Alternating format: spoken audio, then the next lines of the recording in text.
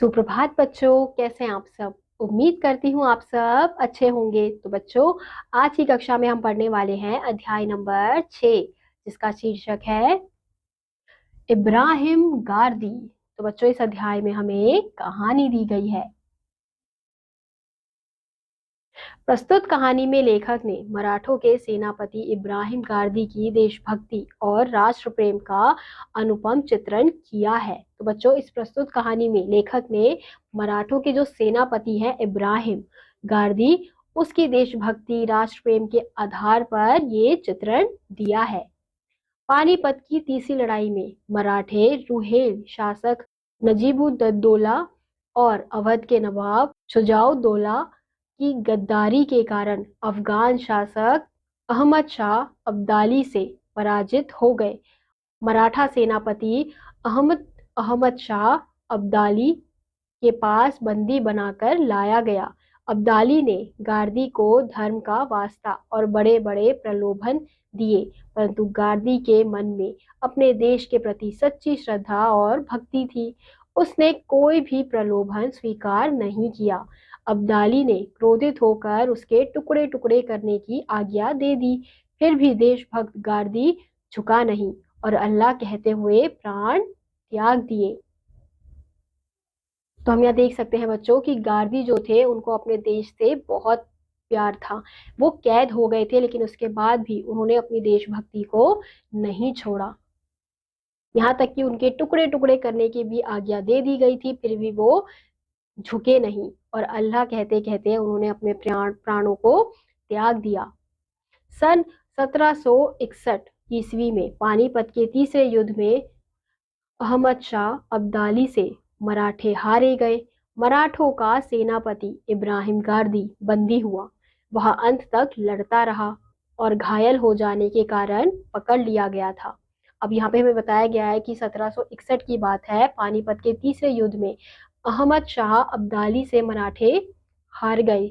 मराठे का सेनापति इब्राहिम गारदी बंदी हो गया था, तो अंत में वो अंत तक लड़े थे और घायल हो जाने के कारण उन्हें पकड़ लिया गया था, जैसा कि हम इस चित्र में देख सकते हैं। इस युद्ध में अवध का नवाब शुजाउद्दौला अहमद शाह अब्दाली की ओर से लड़ा था। घायल इब्राहिम गारदी को शुजाउद्दौला के टीले में, जो अहमद शाह अब्दाली की छावनी के भीतर ही था, पकड़कर रख लिया गया। अब्दाली को इब्राहिम के नाम से ही घृणा थी। इब्राहिम के पकड़े जाने और शुजाउद्दौला के शिविर में होने का समाचार उसको मिल गया था, इसलिए उसने इब्राहिम को अपने सामने पेश किए जाने के लिए शुजाउद्दौला के पास दूत भेजा।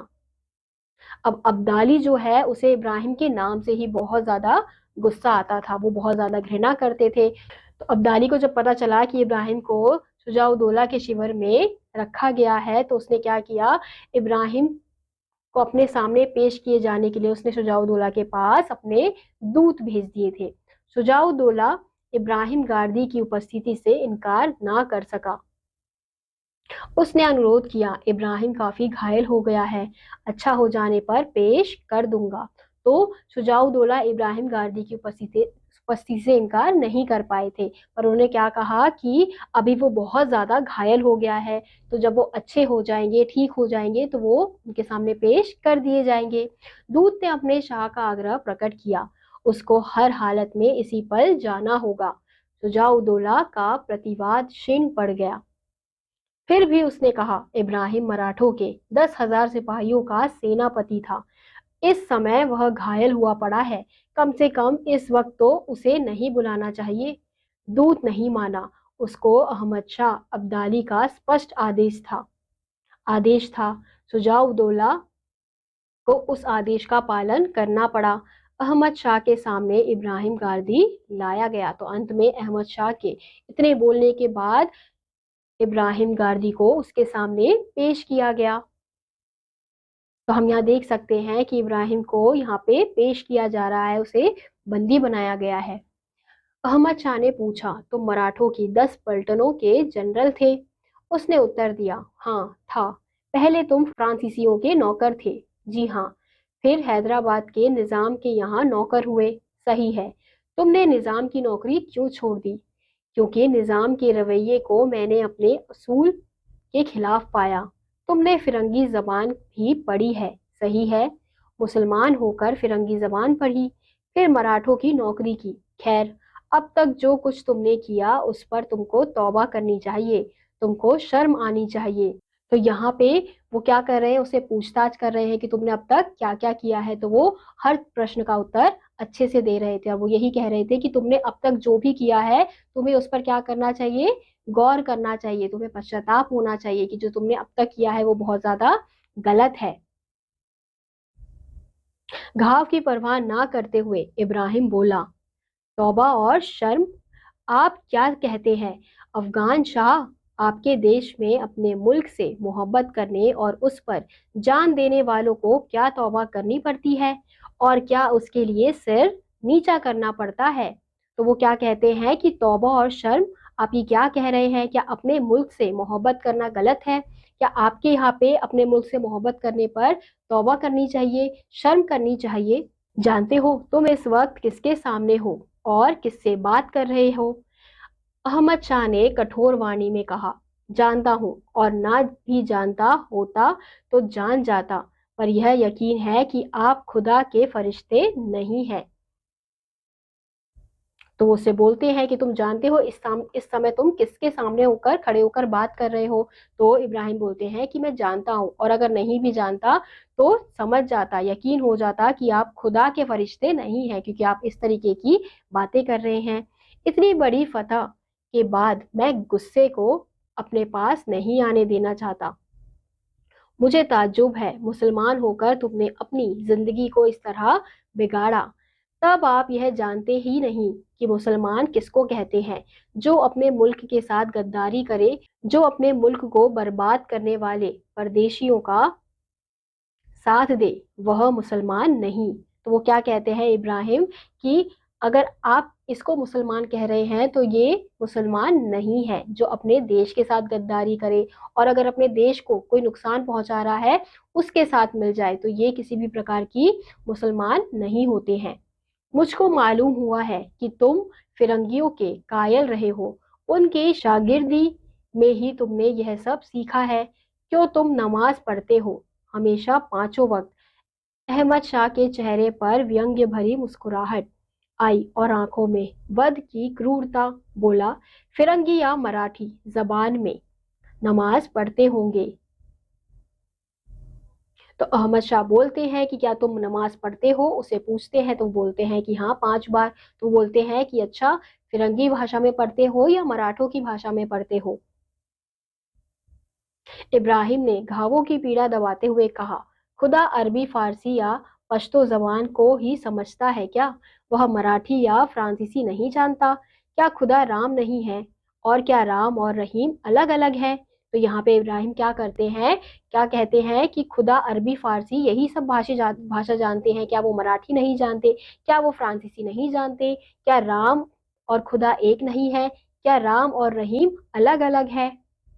अहमद शाह का चेहरा क्रोध से तमतमा उठा। बोला, क्यों कुफ्र बकता है?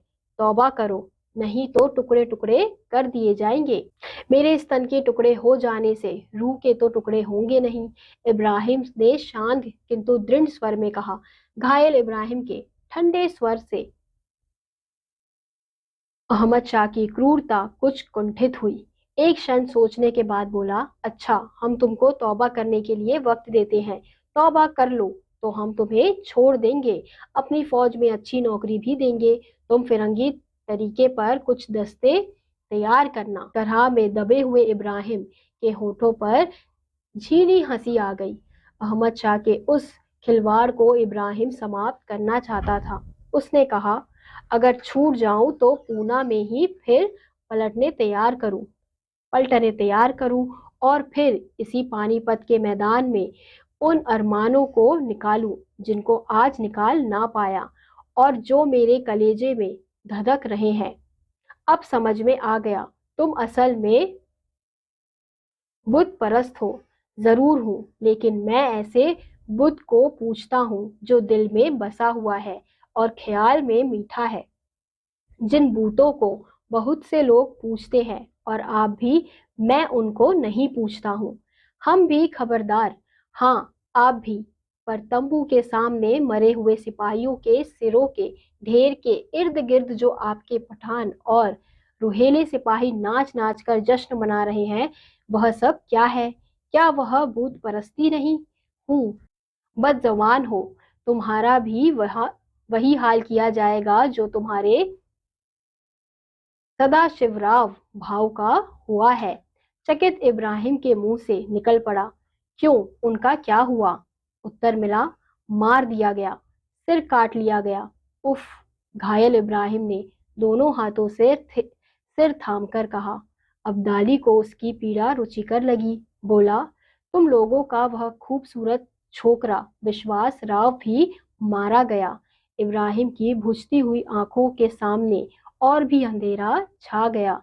उसने कुपित स्वर में कहा, विश्वास राव, मेरे मुल्क का ताज, मेरे सिपाहियों के हौसलों का ताज। उफ! इब्राहिम गिर पड़ा। अहमद शाह उसके तड़पने पर प्रसन्न था। उसकी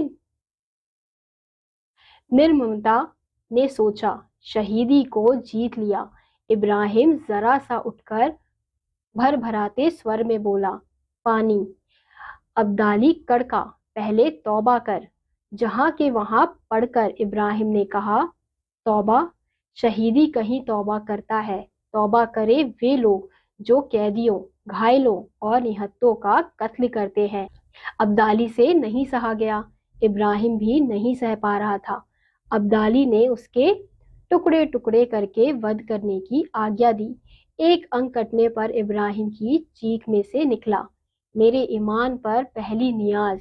दूसरे पर क्षीण स्वर में निकला, हम हिंदू मुसलमानों की मिट्टी से ऐसे सूरमा पैदा होंगे जो वहशियों और जालिमों का नामो निशान मिटा देंगे। और फिर अंत में मराठों के सेनापति इब्राहिम गारदी के मुंह से केवल एक शब्द निकला, अल्लाह, जिसको फरिश्तों के पंखों और इतिहास के पन्नों ने सावधानी के साथ छिपा लिया। तो बच्चों, हमने इस अध्याय में देखा कि किस प्रकार से इब्राहिम ने अपने अंतिम, यानी कि जब उनके प्राण लिए जा रहे थे, तब भी उन्होंने अपनी देशभक्ति को नहीं छोड़ा और वो अल्लाह के साथ साथ अपने देश से भी बहुत ज्यादा प्यार करते थे। और वो यही बताने का प्रयास कर रहे थे कि मुसलमान होने का मतलब ये नहीं है कि हम दूसरे हिंदुओं को हम उन्हें परेशान करें, उन्हें मार दे। वो यही कहना चाहते थे कि हिंदू मुसलमान सब एक ही हैं, राम और रहीम एक ही हैं, भगवान एक ही है। तो यही बताते बताते उन्होंने अपने अंतिम प्राणों को त्याग दिया। तो इसी के साथ आज का यह अध्याय यही समाप्त होता है। उम्मीद करती हूँ आपको यह अध्याय समझ आया होगा। मैं आपसे मिलूंगी अगली कक्षा में। तब तक के लिए आप सभी बच्चे खुश रहिए और पढ़ते रहिए। बाय।